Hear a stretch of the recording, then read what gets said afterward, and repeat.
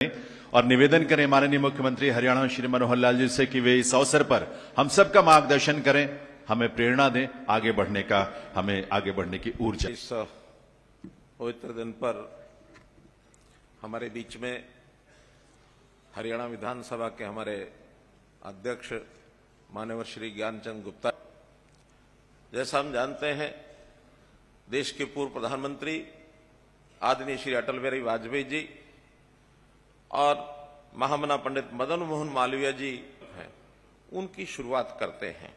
और इस अवसर पर हम लोग इस घोषित महज एक अनुशासन, एक गवर्नेंस डे की बजाय, सुशासन दिवस की बजाय इसको एक संकल्प के रूप में और हम चलाते हैं।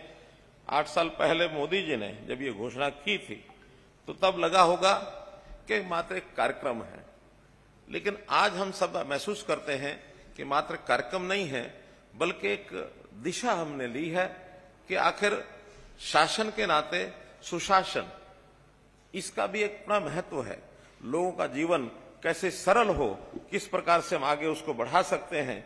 तो महज इसको शब्दों या नारों तक न सीमित करके बल्कि एक भावना, इस भावना के अनुरूप हम सब लोग काम करते हैं। आज के दिन से शुरू करते हैं और लगातार पूरा वर्ष इसको हम चालू रखते हैं। और इसी प्रकार जैसा आज का ये दिन है तो आज कुछ नई योजनाओं का ये उद्घाटन और शिलान्यास इसका कार्यक्रम रखा है। सबसे पहला जो बड़ा कार्यक्रम आज हम करने जा रहे हैं वो है बीपीएल के परिवार।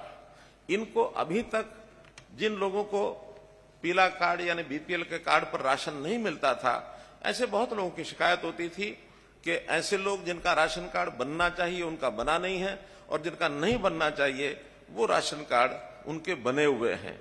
और लगातार कई वर्षों से ये जब सुनते हुए आ रहे थे तो हमने इसको परिवार पहचान पत्र के साथ जोड़ करके ऐसे जिनकी आय वार्षिक 1,80,000 रुपया तक है, ऐसे सब परिवारों को बीपीएल का दर्जा दिया जाए। 2 जिलों में कुरुक्षेत्र और सिरसा इसका उपयोग पहले कर चुके हैं। सफल प्रयोग के बाद अब आज से यानी 1 जनवरी से इस बार ऐसे सब परिवार जिनका 1,80,000 रुपए तक की आय है, सभी को बीपीएल परिवार के अंतर्गत उस दायरे में लाया जा रहा है। और इससे करने से हमारे जो नए राशन कार्ड हैं 12,46,507, ये प्रदेश भर में नए राशन कार्ड बनेंगे। हाँ, ये बात भी ठीक है कि पिछले लगभग 11-12 वर्ष में जब से आईसीसीसी डाटा बना और आज 2022 11 वर्ष हो गए हैं, बहुत परिवार इस दायरे से ऊपर भी निकले हैं। उन्होंने अपने व्यवसाय अच्छे किए, उनको कहीं नौकरी मिली, सरकारी अथवा प्राइवेट, तो ऐसे लोगों को भी अभी तक उसमें से निकाला नहीं गया था। अब चूंकि स्वाभाविक है नए सिरे से हम उसका दायरा तय कर रहे हैं तो कुछ कार्ड उसमें से कटेंगे भी। सही कटने का अर्थ ये नहीं है कि उनके साथ कोई अन्याय हुआ है, बल्कि सही मायने में देखा जाए तो ऐसे लोगों को संतोष व्यक्त करना चाहिए कि हम अपनी आय के उस दायरे से ऊपर निकल गए हैं कि जो गरीबी रेखा से ऊपर हो गया है। तो उनके लिए संतोष की, खुशी की बात होनी चाहिए। लेकिन यदि उनका विचार ऐसा होता है कि हमें उस बीपीएल के दायरे में से बाहर निकाला गया है, हमारा कोई राशन छूट गया है, तो इसको विचार करने का तरीका दूसरा है। आखिर मेरा अगर छूटा है राशन तो जो गरीब आदमी है, जो गरीब आदमी जो बीपीएल के नीचे है, जिसका कार्ड नहीं बना था, मात्र वो कार्ड नहीं बना था इतनी बात नहीं है, लेकिन कभी कभी तो उसके घर के अंदर राशन की कमी के कारण से भोजन भी नहीं बनता और भूखे बिलखते रहते हैं। तो मैंने अगर कोई राशन का अपना कार्ड छोड़ा है तो ऐसा वो बिलखता परिवार, ऐसा वो भूख से जो तड़पता परिवार है, उसके घर में राशन पहुंचेगा, ये पुण्य मुझे प्राप्त होगा, मैंने अपना राशन कार्ड छोड़ा है। तो निश्चित रूप से मैं आज उन सब लोगों को अपील करता हूं कि इसको इस ढंग से लें, पर उठाएंगे, अर्थात उनकी आय बढ़ेगी, उनको जीवन जीने में सुविधा होगी, स्वाभिमान से वो जीवन जी सकेंगे। तो इस प्रकार का संकल्प ये हमको देना चाहिए। इसी प्रकार कुछ और जो योजनाएं हैं जिनका आज शुभारंभ होने वाला है, उसके अंदर डिजिटल हस्ताक्षर वाली जमाबंदी की फर्द, अर्थात जो नकल हम पटवारियों के चक्कर काटते हैं, वो पटवारियों के चक्कर अब किसी लैंड ओनर को नहीं काटने होंगे। वो ऑनलाइन घर बैठे या किसी भी अपने सेंटर से और उसकी फर्द को वो ले सकता है। तीसरा एक योजना और आज शुरू कर रहे हैं कि जो विद्यार्थी कॉलेज में पढ़ते हैं, यूनिवर्सिटी में पढ़ते हैं, वो ऑनलाइन अप्लाई करेंगे तो उनको अपनी मार्कशीट के साथ, फाइनल ईयर की डिग्री लेने के साथ उनको पासपोर्ट फ्री ऑफ कॉस्ट मुफ्त में मिलेगा। कोई भी विद्यार्थी ग्रेजुएट होने के बाद अपना पासपोर्ट साथ लेकर के जाएगा ताकि उसको विदेश जाने की यदि कोई इच्छा बनती है, कोई कार्यक्रम उसका बनता है, तो कम से कम ये सुविधा उसको तुरंत मिलनी चाहिए। ऐसा भी इस विषय में हम लोग आगे बढ़कर के काम कर रहे हैं। एक योजना में हमारा HSVP हरियाणा शहरी विकास प्राधिकरण, उन्होंने सिटीजन फैसिलिटेशन सेंटर ये आज शुरू किया जाएगा और इससे सिटीजन फैसिलिटेशन सेंटर अर्थात नागरिक सुविधा केंद्र, इसके ऊपर जो भी प्रॉपर्टी संबंधी, चाहे टाउन कंट्री प्लानिंग के हों, चाहे ULB के हों, चाहे HSVP के हों, किसी प्रकार के सुझाव हैं, कोई उनकी शिकायतें हैं, किसी प्रकार की उनकी यानी बायोमेट्रिक उनका प्रमाणीकरण करते हुए उनकी कोई भी डॉक्यूमेंट उनको बनवाना है तो उसका भी सीधा सीधा उनको लाभ इस केंद्र पर मिलेगा। हमने जितने भी इंजीनियरिंग के काम हैं, किसी भी विभाग के हों, चाहे वो PWD के हों, चाहे अथवा और विभागों के जो निर्माण के कार्य विकास के, ठेकेदारों के लिए काम करने के लिए ई-टेंडरिंग का इंजीनियरिंग वर्क्स पोर्टल बनाया है। लेकिन इस इंजीनियरिंग वर्क्स पोर्टल में भी अगर लोग जागरूक हों तो विकास के कामों में जो उनको न्यूनता ध्यान में आती है उसकी शिकायत करने के लिए कॉलोनी, अनधिकृत कॉलोनी इनकी पहचान की गई थी। कुछ उसके अंदर उसका जो सर्वे करने के बाद और उसमें RWA रेजिडेंट वेलफेयर एसोसिएशन भी एक टेम्परेरी हमने बनवाई है ताकि कोई ना कोई उसकी जिम्मेवारी ले जो काम वहां करवाने के हैं। तो ऐसी जो प्रक्रिया है वो अभी चल रही थी गुरुग्राम, फरीदाबाद और पंचकुला। आज से जो 1 जनवरी से लागू हो जाएगी, एक और सोनीपत जिले में भी कमिश्नरी इसको बनाने की भी घोषणा की जाती है क्योंकि बहुत विकास हो रहा है। पुलिस का एनफोर्समेंट विंग ये अलग से बनाया जा रहा है, अलग से इसके थाने होंगे, अलग से इनकी जो पुलिस का बल होगा वो अलग से होगा। हालांकि उसी पुलिस बल में ही आना जाना और ट्रांसपी साहब एक घोषणा इनकी और रह गई है, वो है कि IRB और जिला पुलिस में जो रिक्त पद हैं 2500 रिक्त पद, इनकी भर्ती का भी इस अगले महीने से ही प्रक्रिया शुरू करके 2500 नए पद ये भर्ती किए जाएंगे। इसी प्रकार चिरायु कार्ड जो हमने पिछले 21 नवंबर को जिसकी घोषणा की थी कि अब 1,80,000 रुपए तक सब परिवारों को चिरायु कार्ड मिलेगा, अर्थात 5 लाख रुपए की जो बीमा, स्वास्थ्य बीमा की योजना, उसके अंतर्गत ये कवर होंगे।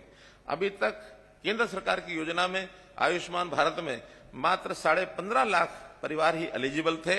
अब ये नई योजना में 28 लाख और 89,000 लगभग 29 लाख परिवार, ऐसा जैसे हमने राशन कार्ड में बताया 30 लाख परिवार हैं, तो ये 29 और 30 लाख के बीच ये सब परिवार इस BPL के अंतर्गत आते हैं।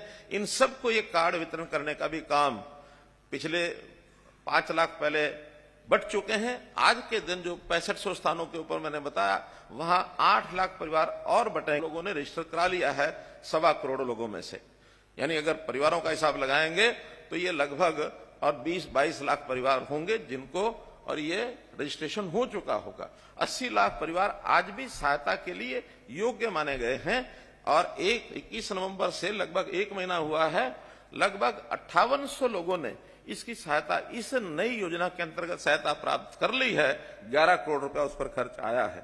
तो अर्थात 5800 करोड़, 5800 लोग यदि योजना में नहीं आते तो उनके लिए कई बार ये कठिनाई भी बन सकती थी कि उनको पैसे का वर्ष में एक बार स्वास्थ्य जांच, पहले बार तो 2 वर्ष शायद लग जाएंगे क्योंकि इस योजना में उतना इक्विपमेंट, उतना इंफ्रास्ट्रक्चर तैयार करना, उसके लिए भी समय लगेगा, लेकिन अभी उसको प्रारंभ कर दिया है। 80,000 लोगों का और ये परीक्षण जांच हो चुकी जाएगा और सब जिलों में ये जो अपना चिरायु कार्ड है वो भी बांटे जाएंगे।